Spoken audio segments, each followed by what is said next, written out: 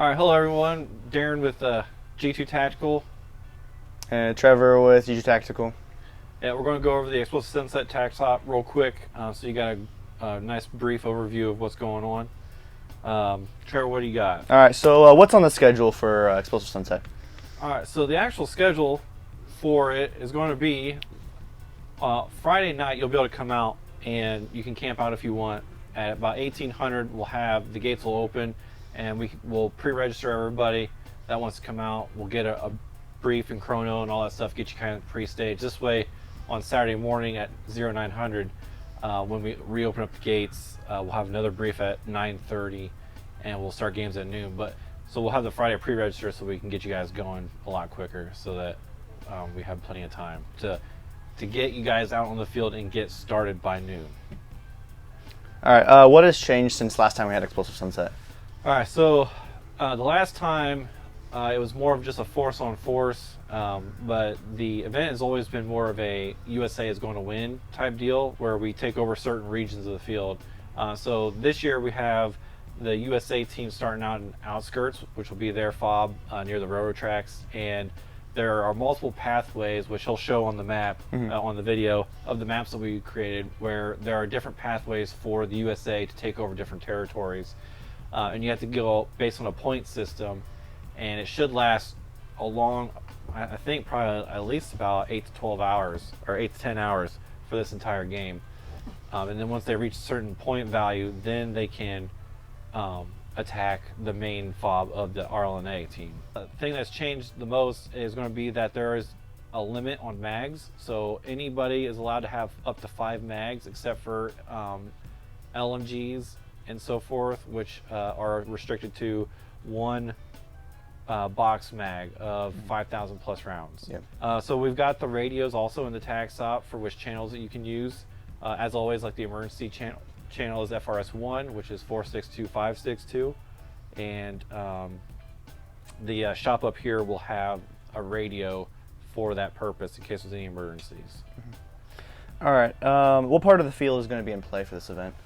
So we're going to use the whole thing again this year. I think it worked out really well the last time. Camp Victory ended up kind of a bottleneck, so that's why we've adjusted the paths that we're allowed to take to capture different points. There's also the points of interest as well, which are like side missions or something to earn extra points, so that you don't have to take over every single location. Yeah. What are the objectives and where are they for this event? Okay, so in the maps that you'll show, it'll be basically where the fobs will be for any other future game. So we have one up top of Ghost Town. We got the one that's in neutral territory, which was the oil refinery from the Turf Wars game. We've got Camp Victory. We've got Emerald City from the District 7. We've also got Browntown from Dead Man's Land. And then you've got the points of interest, which there's several laid out, which will show. It's the icon is a camera, so there'll be something there for you to do. What's the process of taking over a territory? So this is where the main event, I think, kind of accelerates, where it relies heavily on radio communication between the squads and your squad leader and stuff like that.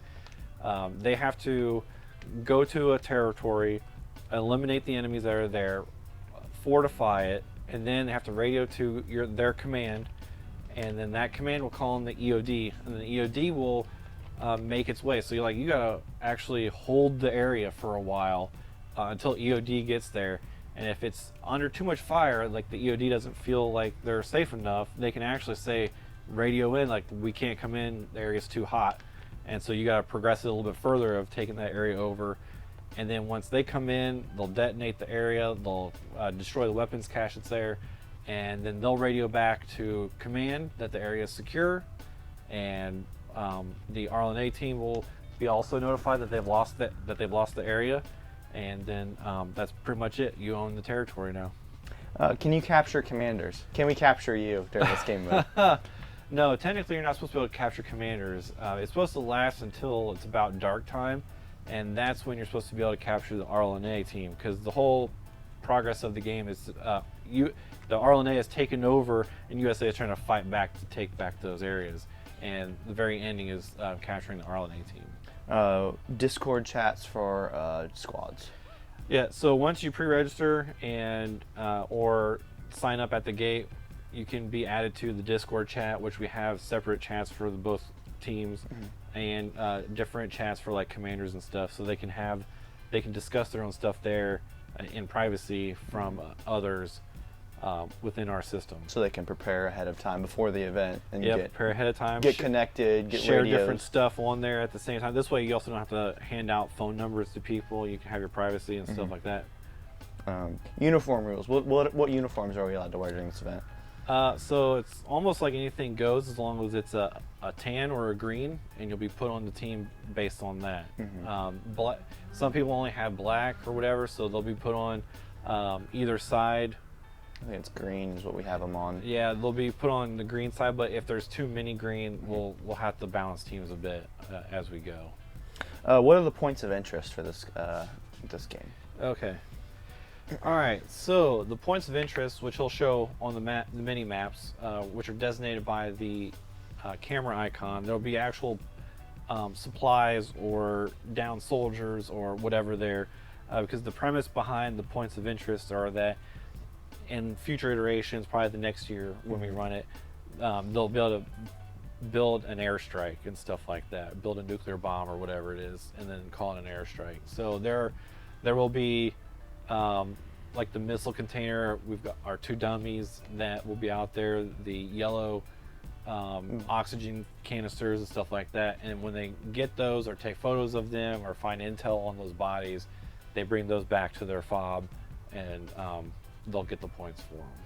All right, last question for you. How do we win or inevitably lose this event? Okay, so this is a new thing that we've also incorporated, which is the point system. So each side will gain points based on certain objectives. So like RLNA just gets points every hour on the hour to denote how many hours they've actually owned territory within the field. USA, on the other hand, earns points based off of the territories and points of interest that they take over. We will also be implementing the poker chip system to keep squads better together and help them earn additional points outside of just capturing and then the main objective timer points for the RNA. So each team will be able to kill the other enemy, go and search them, get a token, and then bring that back to their fob for more points. All right, well, that'll be it. Make sure you pre-register. Tickets are online, and we'll see you there.